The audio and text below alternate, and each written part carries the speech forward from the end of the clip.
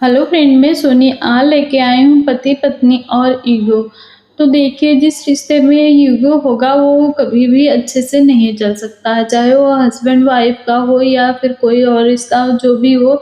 उसमें अगर ईगो होगा तो रिश्ता अच्छे से नहीं चल पाएगा। जैसे मान के चलिए, जैसे लोहे में जंग लग जाती है तो अंदर ही अंदर खोखला हो जाता है, फिर खत्म हो जाता है। उसी तरह अगर किसी भी रिश्ते में ईगो आ गया बीच में तो अंदर ही अंदर खत्म हो जाएगा। तो इसीलिए हमें अपने रिश्ते के बीच ईगो नहीं लाना है, हमें ईगो को खत्म करना है। तो आइए आज मैं आपको बताती हूँ कि हम क्या करें कि हमारे रिश्ते के बीच ईगो ना आए। तो टिप्स नंबर 1, हमें ये करना है, हमें हर बात को पर्सनली नहीं लेना। जैसे मान के चलिए हस्बैंड है, वाइफ है और 2-3 लोग हैं जो फैमिली के हैं, वो बैठे बातें कर रहे हैं।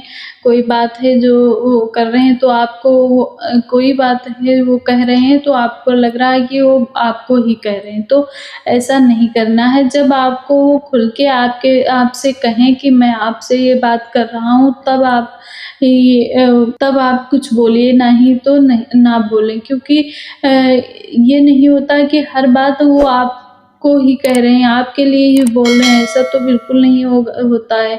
तो इसीलिए हमें हर बात को पर्सनली नहीं लेना है। अगला पॉइंट ये है कि अगर गलती से भी गलती हो जाए तो हमें माफ़ी माँग लेनी चाहिए। ये बहुत ज़्यादा ज़रूरी है कि जैसे हस्बैंड से कोई गलती हो गई है तो वो माफ़ी माँग ले, उसका रीज़न बता दे कि इस वजह से ये गलती हुई है, तो इसीलिए मैं सॉरी बोल रहा हूँ, आगे से नहीं होगी। इसी तरह अगर वाइफ़ से कोई गलती हो गई है तो उससे भी माफ़ी माँग लेनी चाहिए, वजह बताकर आराम से माफ़ी माँग लेनी चाहिए। अगर ऐसा करेंगे तो आपके रिश्ते के बीच ईगो कभी नहीं आएगा, तो आपका रिश्ता बहुत अच्छा चलेगा।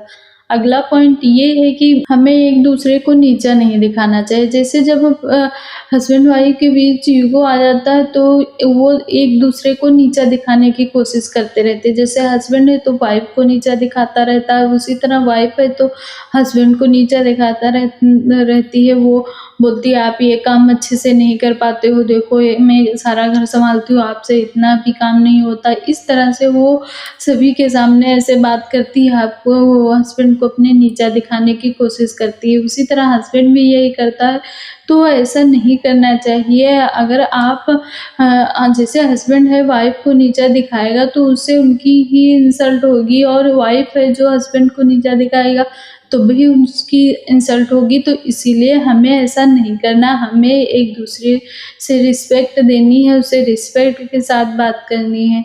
अगला पॉइंट ये है कि हमें ये करना, हमें किसी भी रिश्ते में बहुत ज़्यादा उम्मीदें नहीं रखनी है। अगर हम बहुत ज़्यादा उम्मीदें नहीं रखेंगे तो हमारा रिश्ता अच्छे से चलेगा।